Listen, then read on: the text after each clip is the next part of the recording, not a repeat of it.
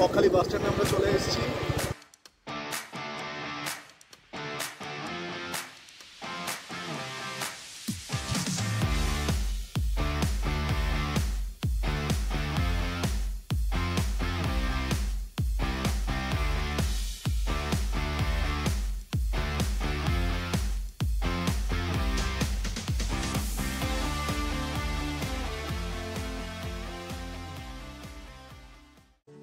Timeline দেখে এতক্ষণে বুঝতেই পেরে গেছেন আমাদের এবারের ভিডিওটা হতে চলেছে বাই রোড বকখালি। ভোর 5টায় যাদবপুর থেকে বাইক আর স্কুটারে করে 3 জন মিলে বেরিয়ে পড়েছিলাম বকখালির উদ্দেশ্যে। প্রথমেই আমাদের বিরতি ডায়মন্ড হারবার। সকাল 7:15 নাগাদ পৌঁছে গেছিলাম। ডায়মন্ড হারবারের সেলফি জোনে সেলফি তুলে ও কিছুটা সময় কাটিয়ে আবার শুরু পথ চলা। ডায়মন্ড হারবার ছাড়তেই শুরু হলো বৃষ্টি, অতএব চায়ের দোকানে সাময়িক বিরতি। এরপর বৃষ্টি কমতে রেনকোট গায়ে চাপিয়ে আবার চলা শুরু। কলকাতা থেকে বকখালি 2-3টে পথ ধরে যাওয়া যায়। বাইপাস দিয়ে বারুইপুর হয়ে আমতা দিয়ে যাওয়া যায়, তবে আমরা বেহালা, ঠাকুরপুকুর, জোকা হয়ে ডায়মন্ড হারবার রোড ধরে এগিয়েছিলাম। গাড়ি বা বাইক চালানোর জন্য রাস্তাটা খুবই সুন্দর, তবে 60 কিলোমিটার/আওয়ার স্পিড মেনটেন করে তবে এই রাস্তায় চলতে হয়। নামখানাতে হাতানিয়া দোয়ানিয়া নদীর ওপর ব্রিজ হয়ে যাওয়াতে এখন নদী অনায়াসেই পার করা যায়। আগের মতো আর সেই যানজটের সমস্যা পোহাতে হয় না। আমরা মোটামুটি 10:15 থেকে 10:30টার মধ্যে পৌঁছে গেলাম ফ্রেজারগঞ্জ। ফ্রেজারগঞ্জ বকখালির 2 কিলোমিটার আগে। এখানে একটা স্টপ নিয়ে এই সৈকতটাকে উপভোগ করে তবে আমরা বকখালি গেছিলাম। তবে ফ্রেজারগঞ্জ বিচে এসে বেশ কিছুটা আশাহতই হলাম। এখানে বাঁধ নির্মাণের কাজ চলছে, তাই সমুদ্র দেখা ভালো করে উপভোগ করতে পারলাম না। তবে খালি হাতে আপনাকে ফ্রেজারগঞ্জ ফেরাবে না। এখানে আছে উইন্ডমিল পার্ক, এটাই ফ্রেজারগঞ্জের অন্যতম আকর্ষণ। অনেকগুলো উইন্ডমিল সারিবদ্ধভাবে দাঁড় করানো। এছাড়াও এখানে রয়েছে ফ্রেজার সাহেবের ভাঙাচোরা বাড়ি ও গঙ্গা মায়ের মন্দির।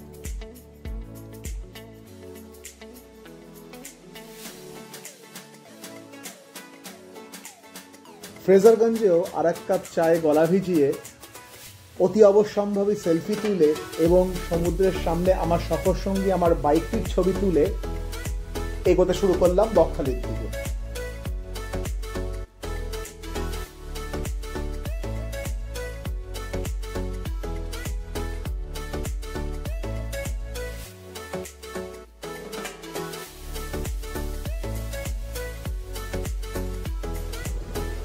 বকখালি বাস স্ট্যান্ডে আমরা চলে এসেছি। এই রাস্তাটা ডান দিকে হচ্ছে, ঘুরলে সোজা গেলেই বকখালি হচ্ছে।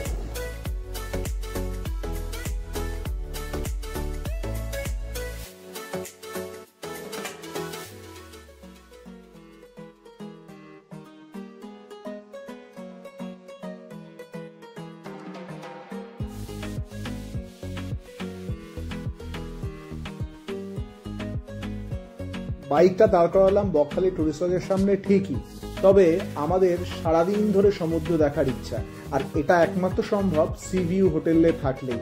আর তাই আরো বেটার লোকেশনের খোঁজে আমরা একদম সমুদ্র সৈকতের সামনে চলে গেলাম।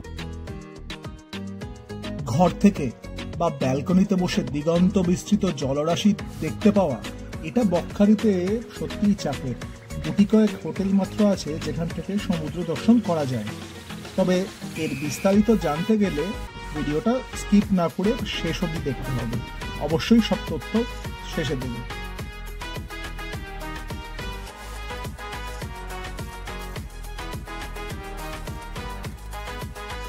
বাইক জার্নির এই এতটা ধকল, প্রকৃতির এই উজাড় করা সৌন্দর্য দেখে এক নিমেষে উধাও হয়ে গেছিল। তবে স্নান করার জন্য মনটা ব্যতিব্যস্ত হয়ে উঠেছিল, তাই আর দেরি না করে বেরিয়ে পড়লাম সমুদ্র স্নানের উদ্দেশ্যে। বকখালির একটা দুর্নাম আছে, প্রশস্ত বিচ হওয়ার দরুন সমুদ্র অনেক দূরে, চড়া পড়ে, ঢেউ কম। তবে অমাবস্যা পূর্ণিমা দেখে এলে আমি হলপ করে বলতে পারি বকখালির সমুদ্রের সৌন্দর্য অন্য অনেক জায়গাকে রীতিমতো হার মানাতে পারে। দীর্ঘক্ষণ বাইক জার্নি ও তারপর সমুদ্র স্নান, সব মিলিয়ে খিদেটা দারুণ পেয়ে গেছিল, তাই সামুদ্রিক কাঁকড়ার ঝোল দিয়ে লাঞ্চটা জাস্ট জমে গেছে। এরপর বিকেলে হেঁটেই সি বিচটাকে এক্সপ্লোর করা ও সানসেট দেখে প্রথম দিনের সমাপতন।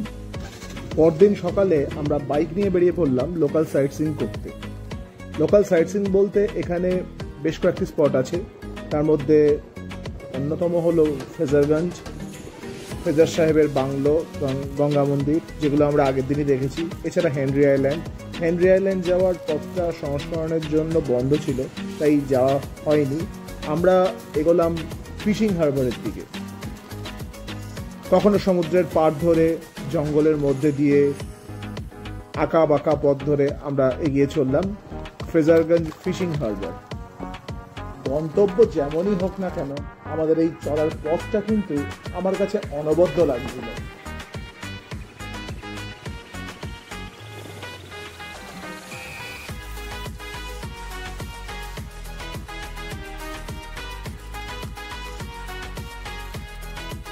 অবশেষে পৌঁছালাম ফিশিং হারবার।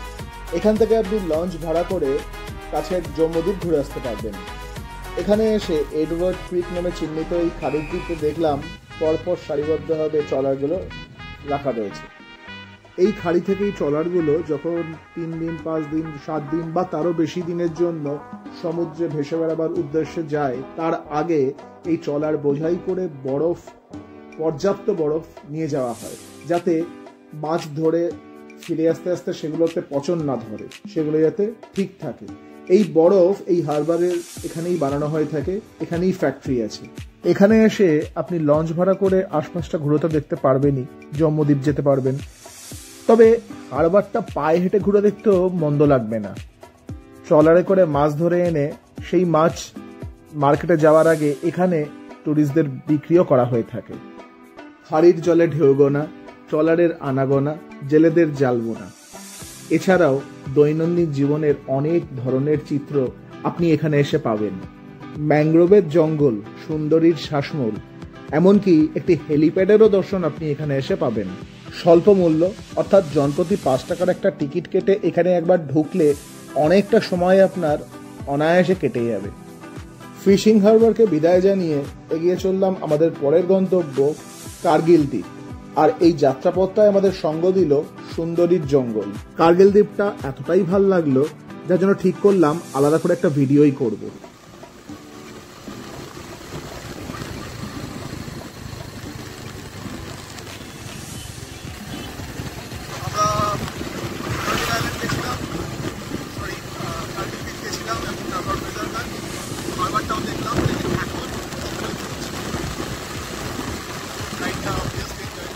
এরপর সমুদ্র স্নান, তবে তার আগে ডাবের জলে গলা ভিজিয়ে নেওয়া।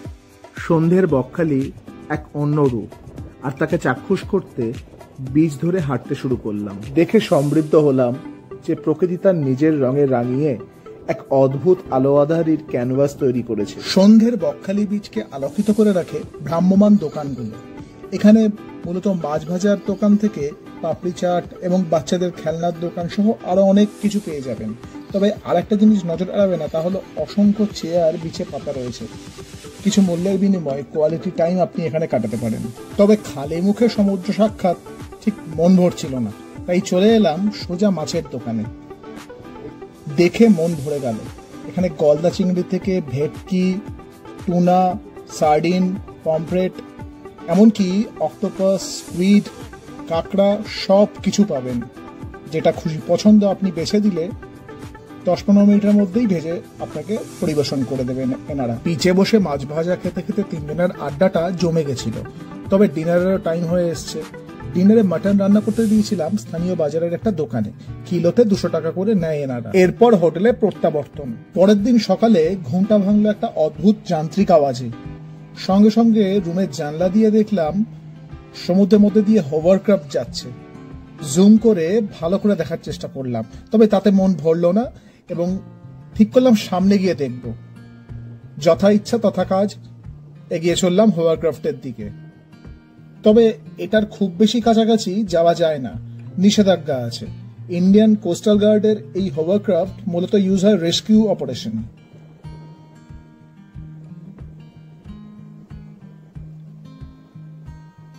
বকখালি সি বিচ, এই যে প্রকৃতির সাথে একাত্ম হওয়া, এই প্রকৃতির নিরিবিলি শান্ত এই যে রূপটা, এটার কিন্তু একটা আলাদা সৌন্দর্য আছে।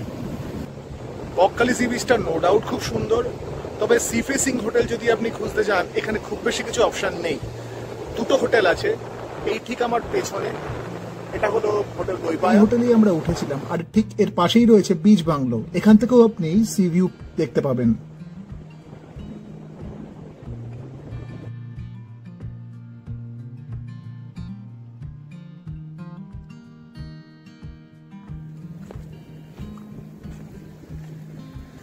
সমুদ্রের জলে কখনো পা ভিজিয়ে, কখনো পার ধরে হেঁটে এগিয়ে চললাম বকখালির অন্যতম একটা দ্রষ্টব্য স্থান দেখতে।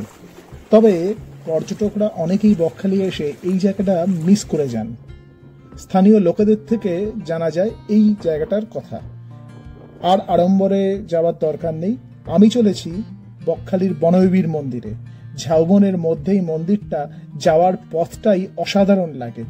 স্থানীয়দের কাছে খুব জাগ্রত এই দেবী বনবিবি। এখানে আসলে বোঝা যায় দেবী ও প্রকৃতির সহাবস্থান কি সুন্দরভাবে হয়ে রয়েছে। সাম্প্রতিক ঝড়ের তাণ্ডবে এই মন্দির বেশ ভালো মতোই ক্ষতিগ্রস্ত হয়েছিল, তাই এখানে সংস্কারের কাজ চলছে। নতুন একটি মন্দির এখানে স্থাপন করা হবে, আর সেজন্যই দেবী বনবিবির বিগ্রহকে সাময়িকভাবে পাশের একটি টিনের চালাঘরে স্থানান্তরিত করা হয়েছে। এই সেই জায়গা যেখানে পুরনো মন্দিরটি ছিল। তবে ঝড়ের তাণ্ডবে ক্ষতিগ্রস্ত হওয়ার ফলে নতুন সংস্কারের পরে যে মন্দিরটি হবে সেটি এইখানে করা হচ্ছে। মাঝেই যে গাছটা, ভক্তদের বিশ্বাস, তারা মানত করে ঢিল বেঁধে এখানে দিয়ে যান। মন্দির চত্বরেই রয়েছে একটি বেশ বড় পাড় বাঁধানো পুকুর, যার চারপাশ দিয়ে গাছে ঘেরা। এই পাড়ে বসে থাকতে মন্দ লাগে না। এই পুকুরের জল দিয়েই পুজো আচ্ছার কাজও হয়ে থাকে।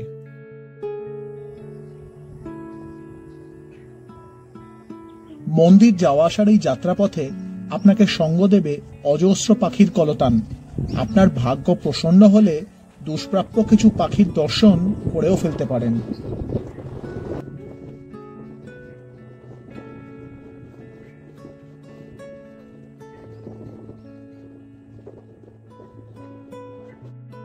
সুন্দর নিরিবিলি এই সমুদ্র সৈকতে এসে এখানকার স্থানীয়দের, এখানকার বন্যপ্রাণীদের দৈনন্দিন রোজনাঞ্চার ছবি দেখে কখন যেন সময়টা নিজের খেয়ালেই কেটে গেল। বেজে উঠেছে আমাদের বিদায় বেলার ঘন্টা, তাই এবার বেরোনোর পালা। ফিরে গেলাম হোটেলে, ব্যাগপত্র গুছিয়ে রওনা দিলাম আমাদের বাড়ির উদ্দেশ্যে। বিদায় বকখালি, আবার ফিরে আসবো।